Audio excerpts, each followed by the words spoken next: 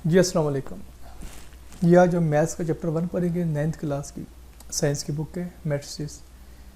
तो पहला चैप्टर आपका मैट्रिसेस एंड डिटर्मिनेंट्स, ये हम पढ़ेंगे इंशाल्लाह। ये कोर्स की आपकी आउटलाइंस है, ये हम सारी पढ़ेंगे जी। सबसे पहले मैं आपको पढ़ाऊँगा इंट्रोडक्शन क्या होता है, फिर हम टाइप्स पढ़ेंगे मैट्रिसेस के, फिर हम एडिशन और सब्ट्रैक्शन के रूल्स पढ़ेंगे, फिर मल्टीप्लाई करना सीखेंगे, फिर इन्वर्सेस लेंगे मैट्रिसेस के, फिर एंड पे हम क्या करेंगे, सोल्यूशन हम निकालेंगे लीनियर इक्वेशंस के, और एंड पे कुछ वर्ड प्रॉब्लम भी सॉल्व करेंगे। सबसे पहले जी मैट्रिसेस पे आ जाते हैं। मैट्रिसेस होते क्या? देखिए जी, आपको पता है रेक्टेंगल क्या होता है, मतलब रेक्टेंगल इस शेप का होता है। ये अगर रेक्टेंगल के हम ये वाले एरियाज हम ट्रिम कर दें, अगर हम अगर ने काट दें तो आपके पास कोई इस तरह की शेप आपके पास बच जाएगी। तो ये मैट्रिसेस होते हैं आपके जी। ठीक है जी, ये बेसिकली क्या होता है जी, rectangular arrangements of elements. Rectangular array या अरेंजमेंट एक ही बात है। रेक्टेंगुलर अरे ऑफ एलिमेंट्स, ये आपके मैट्रिसेस होती हैं। ठीक है जी, रेक्टेंगुलर फॉर्म में एलिमेंट्स को तरतीब देना, लिखना, ये मैट्रिसेस कहलाते हैं। ठीक है जी, एक बात याद रखिएगा कि हमेशा डिनोट होते हैं कैपिटल लेटर्स के साथ, always denoted by capital letters.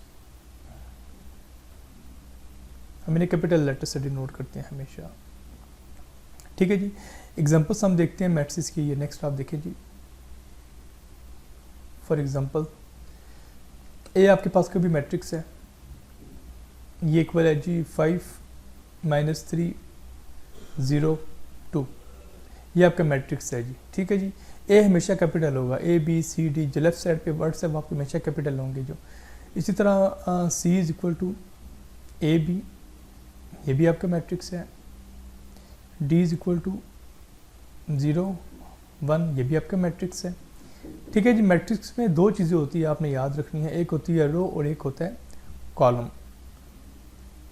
जैसे मैं कहता हूँ जी 5 6 9 -11, जो हॉरिजॉन्टल लिखी है ना, ये आपकी रोज कहलाती हैं हॉरिजॉन्टल फॉर्म में। ये आपकी रोज है जी, इसे हम कह देंगे R1 और इसे हम कह देंगे R2, और जो वर्टिकल लिखी हैं ये आपके कॉलम्स कहलाएंगे। ये हो जाएगा जी C1 और ये आपका C2। ठीक है जी, तो रोज़ की डेफिनेशन आपकी बेसिकली यही बनती है। रोज़ क्या हो जाएगी, horizontally arrange elements, horizontally arranged elements, ये आपकी रोज़ कहलाती हैं। ठीक है जी, और कॉलम्स आपके क्या होंगे जी, vertically arrange elements.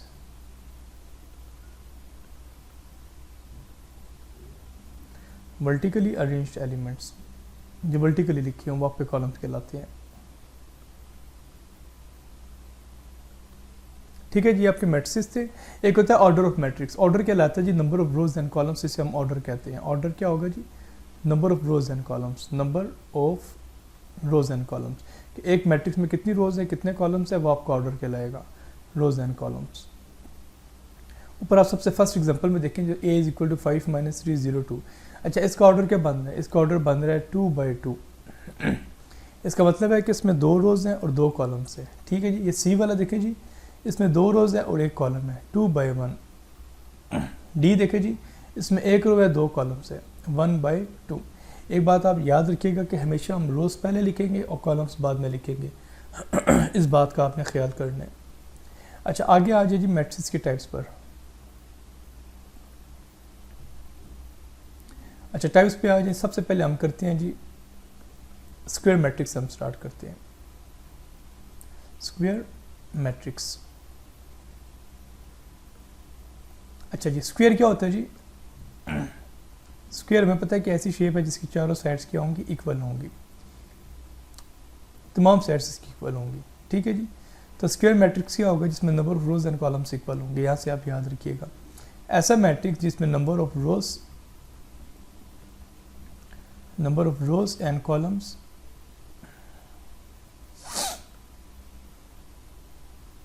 Are equal. Square matrix ऐसा मैट्रिक्स है जिसमें नंबर ऑफ रोज और नंबर ऑफ कॉलम्स क्या होंगे जी, आपके इक्वल होंगे। फॉर एग्जांपल इसकी हम देखते हैं कोई, जैसे ए आपके पास है जी 3 0 9 2।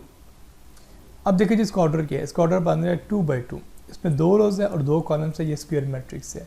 इसी तरह हम देखते हैं जी सी इज इक्वल टू 1, इसका ऑर्डर क्या है जी 1 बाई 1, एक रो है और एक कॉलम है, ये आपका स्क्वायर मैट्रिक्स है।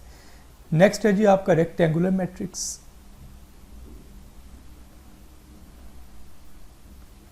रेक्टेंगुलर मैट्रिक्स,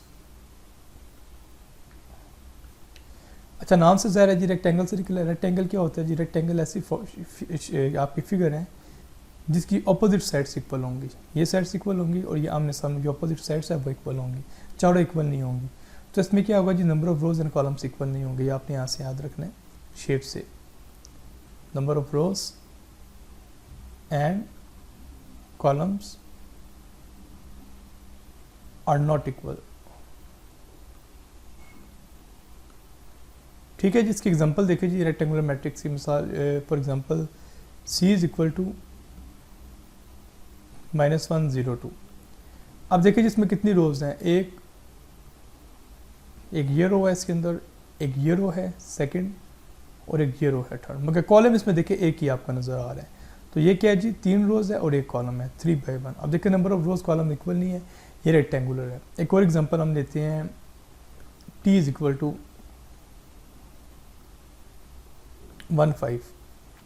इसमें देखिए जी रो एक ही है मगर कॉलम्स आपके यहाँ पे दो बन रहे हैं, ये C1 और ये C2। तो इसका ऑर्डर क्या हो जाएगा जी? 1 बाई 2। तो ये भी number of rose column equal नहीं है, तो ये आपका क्या है जी? रेक्टेंगुलर मैट्रिक्स है। अच्छा जी, आगे है जी एक होता है आइडेंटिटी मैट्रिक्स।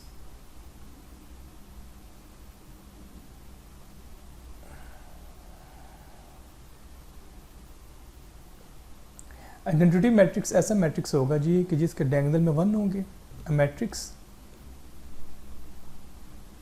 हैविंग 1, ठीक है जी, डायगोनल में क्या होगा जी? यूनिट होगा या 1 होगा, 1 in its diagonal and zeros at non diagonals. Diagonal में 1 होगा और नॉन डायगोनल एलिमेंट्स आपके क्या होंगे जी? सारे 0 होंगे। इसे आइडेंटिटी भी कहते हैं और यूनिट भी कहते हैं। इसको हम आमतौर पे आई से डिनोट करते हैं। देखिए जी ये डायगोनल कहलाते हैं आपके, डायगोनल्स में 1 है और नॉन डायगोनल्स आपके क्या है? 0 है। तो ये चीज़ आपकी क्या कहलाती है मैट्रिक्स के अंदर? ये आपका डायगोनल कहलाता है। मैं यहाँ लिख देता हूँ, आपको आसानी होगी।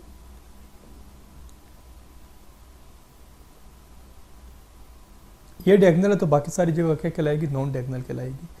एक और एग्जांपल लेते हैं इसकी हम, C इज इक्वल टू, देखिए जी 1 0 0 0 1 0 एंड 0 0 1। अब देखिए जी इसके डायगोनल में क्या है? 1 है, बाकी सारे एलिमेंट्स के 0 है। ये आपका हो गया आइडेंटिटी मैट्रिक्स, इसे हम यूनिट भी कहते हैं। एक होता है नल मैट्रिक्स,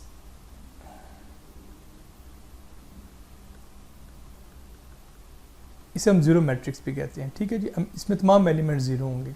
मैट्रिक्स इन विच, जिसमें क्या होगा जी? ऑल एलिमेंट्स आर 0,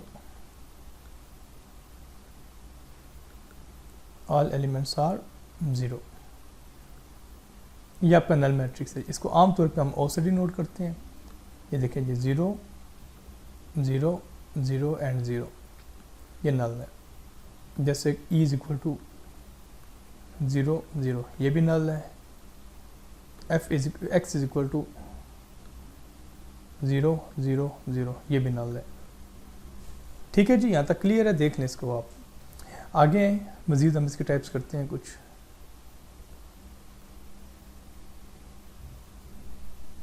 अच्छा जी, अब देखिए जी डायगोनल मैट्रिक्स हम करते हैं। डायगोनल मैट्रिक्स, अच्छा डायगोनल मैट्रिक्स के लिए आपने शर्त याद रखनी है कि हमेशा स्क्वायर मैट्रिक्स होगा। ठीक है जी, स्क्वायर मैट्रिक्स ये हमेशा स्क्वायर होगा, number of rose columns equal होंगे इसमें। स्क्वायर मैट्रिक्स एक स्क्वायर मैट्रिक्स होगा इन विच, जिसमें आपने दो शर्तें याद रखनी है। पहली क्या है? पहली यह है कि non diagonal elements are 0, non diagonal elements are 0। इसमें नॉन डायगोनल एलिमेंट्स आपके क्या होंगे जी? 0 होंगे, पहली शर्त है। सेकंड कंडीशन क्या है? सेकंड ये है कि एट लीस्ट, कम अज कम कम से कम एटलीस्ट कम से कम one diagonal element, at least one diagonal element is non zero. कम से कम एक ऐसा डायगोनल एलिमेंट हो जो क्या हो जी, नॉन ज़ीरो हो, ज़ीरो ना हो। फॉर एग्जांपल देखें जिसकी ए इज इक्वल टू 1 2 0 0, ये डायगोनल है। कैसे जी, देखें नॉन डायगोनल जीरो है, डायगोनल में एक ऐसा एलिमेंट है जो जीरो नहीं है। एक और एग्जांपल देखते हैं हम इसकी, सी इज इक्वल टू 9 0 0 0, ये भी डायगोनल मैट्रिक्स है। कैसे, क्योंकि देखिए जी इसके नॉन डायगोनल एलिमेंट सारे जीरो हैं और डायगोनल एलिमेंट में एक ऐसा एलिमेंट है उसने कि एट लीस्ट कम से कम एक ऐसा एलिमेंट हो जो कि जीरो ना हो, वो 9 है। एक और एग्जांपल मैं आपको इसकी बताता हूँ, डी इज इक्वल टू 3 0 0 0 -9 0 0 0 0, ये भी डायगोनल है। क्यों जी, क्योंकि देखिए डायगोनल में दो ऐसे एलिमेंट्स हैं जो आपके जीरो नहीं है, नॉन जीरो है।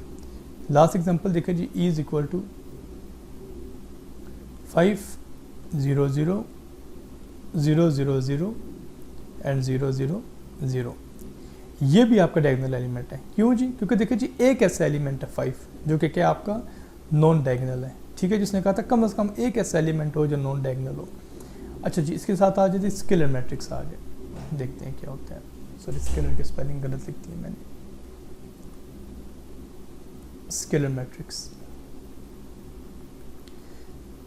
अच्छा जी, स्केलर मैट्रिक्स ऐसे, ये भी स्क्वायर मैट्रिक्स होगा, ये आपने याद रखना है, स्क्वायर मैट्रिक्स।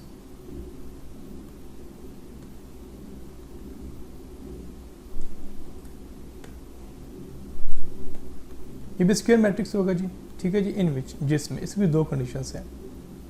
पहली कंडीशन इसकी सेम है, क्या है जी, non diagonal elements are zero. इसमें भी नॉन डायगोनल एलिमेंट्स तमाम के तमाम जीरो होंगे, ये आपने याद रखना है। Non diagonal elements are zero, ये फर्स्ट कंडीशन है। सेकंड क्या है जी, सेकंड है कि डायगोनल एलिमेंट्स आर सेम, इसमें सेम होंगे diagonal elements, diagonal elements are same. Diagonal elements आपके क्या होंगे जी, सेम होंगे। एग्जांपल देखिए जी इसकी, C is equal to A and A, non diagonal क्या होंगे जी, जीरो, ये आपका स्केलर मैट्रिक्स है जी। इसी तरह देखिए जी, D is equal to 5 and 5 और नॉन डायगोनल जीरो होंगे, ये आपका स्केलर मैट्रिक्स है। एक और देखिए जी, E is equal to L and L and L, ये डायगोनल एलिमेंट सेम है आपके, नॉन डायगोनल्स क्या होंगे आपके सारे जीरो होंगे जी, ये आपका स्केलर मैट्रिक्स है। ठीक है जी, आगे हम देखते हैं ट्रांसपोज क्या होता है मैट्रिक्स का।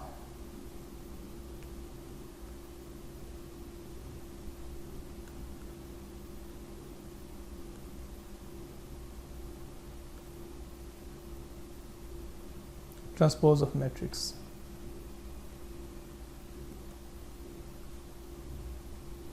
अच्छा जी, ट्रांसपोज में हम ये करते हैं कि हम रोज़ और कॉलम्स को आपस में इंटर कन्वर्ट कर देते हैं, इंटरचेंज कर देते हैं। ठीक है जी, number of rows and number of rows and number of columns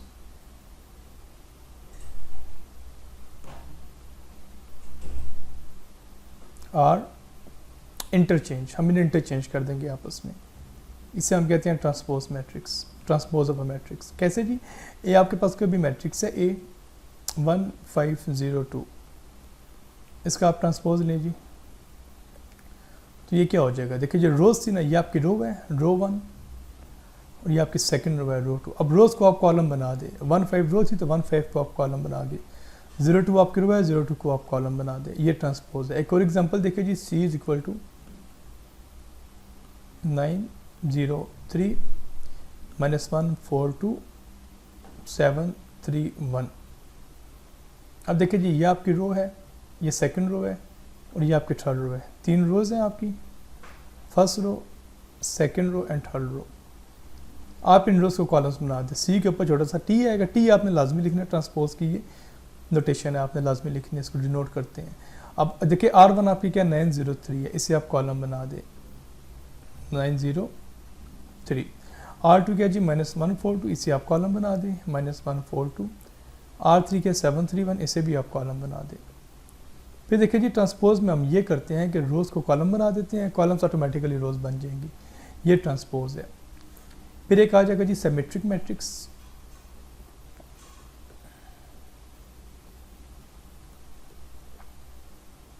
symmetric नाम से जाहिर है कि हम सिमेट्रीज में लेंगे, यानी कि सेम चीज़ें आएंगी। If A transpose is equal to A, अगर हमने मैट्रिक्स का ट्रांसपोज लिया, दोबारा मैट्रिक्स आ गया, देन A इज सिमेट्रिक, तो A सिमेट्रिक होगा जी हमारा। कैसे जी? एक मैट्रिक्स आपके पास A इज इक्वल टू 1 2 5 और 7, नहीं सॉरी हम वैल्यूज चेंज करते हैं इसकी, क्योंकि हमने सिमेट्री ला ली। हम करते हैं 1 0 0 1, ये ले लेते हैं। इसका ट्रांसपोज लीजिए आप। अब देखिए ये आपकी फर्स्ट रो है, ये आपकी सेकंड रो है, ये दोनों कॉलम्स बन जाएंगे। अब 1 0 रो है, इसको कॉलम बना दे 1 0।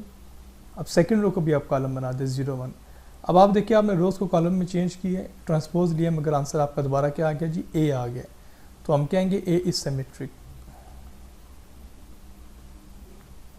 A is symmetric. अच्छा जी, एक होता है स्क्यू सिमेट्रिक। सेकंड आप देखें बस,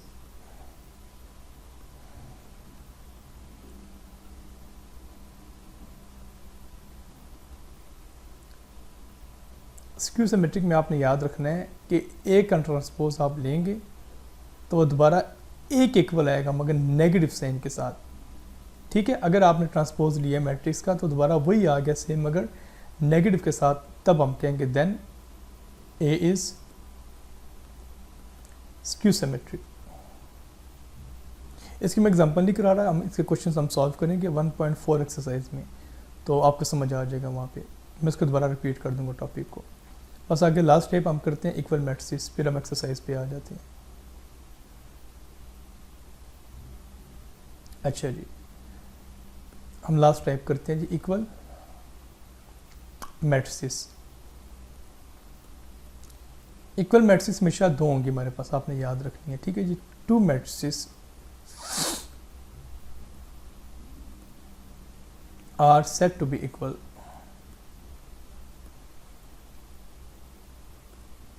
दो मैट्रिक्स को हम इक्वल कहेंगे इफ, ये आपने कंडीशन याद रखनी है। ठीक है जी, पहली बात है if their order is same, इनका ऑर्डर सेम होना चाहिए। नंबर ऑफ रोज कॉलम्स अगर जो फर्स्ट मैट्रिक्स में है वही number of row columns second में होने चाहिए, if their order is same, ये आपने याद रखना है। सेकंड कंडीशन क्या है? सेकंड है जी there corresponding elements are same। मैं corresponding का आपको मीनिंग बताता हूँ। corresponding का मतलब होता है जी जो एक दूसरे के बिल्कुल सामने हो, एक दूसरे के मुताबिक किसी जगह पे पड़े हो, इसे corresponding कहते हैं। फॉर एग्जांपल ए हमारे पास एक मैट्रिक्स है, ये है जी 5 3 2 1। बी एक मैट्रिक्स है, ये भी है 5 3 2 और 1। सबसे पहले आप देखेंगे इनका ऑर्डर सेम है कि नहीं। एक ऑर्डर है जी 2/2, बी का भी ऑर्डर है 2/2। पहली कंडीशन सेटिस्फाई कर गई। अब आप देखने हैं कोरेस्पोंडिंग एलिमेंट्स ये कहते हैं कि जहाँ पे देखिए बी के, अब ए देखिए 5 कहाँ पर है, 5 फर्स्ट रो का फर्स्ट एलिमेंट है, तो वहाँ पे भी बी में भी फर्स्ट रो का फर्स्ट एलिमेंट 5 होना चाहिए। इस सब हम कहेंगे 5 5 के साथ कोरेस्पोंड कर रहे हैं, ये होते हैं कोरेस्पोंडिंग एलिमेंट्स। अगर मैं एक एग्जांपल देता हूँ, सी मैं ऐसे लिखता हूँ जी 3 1 5 2। अब आप देखिए क्या ये एक इक्वल है? ये एक इक्वल बिल्कुल भी नहीं है। क्यों नहीं है? देखिए ऑर्डर भी सेम है, वैल्यूज भी सेम है, मगर कोरेस्पोंडिंग एलिमेंट्स सेम नहीं है। ए देखिए आप जहाँ पे 5 पर है, सी में वहाँ पे 3 पर है। ए देखिए जहाँ पे 3 है, सी में वहाँ पे 5 है। ठीक है जी, तो हम क्या कहेंगे, ए यहाँ पे क्या आपका इक्वल है जी, A and B are equal. ठीक है जी, A and B are equal.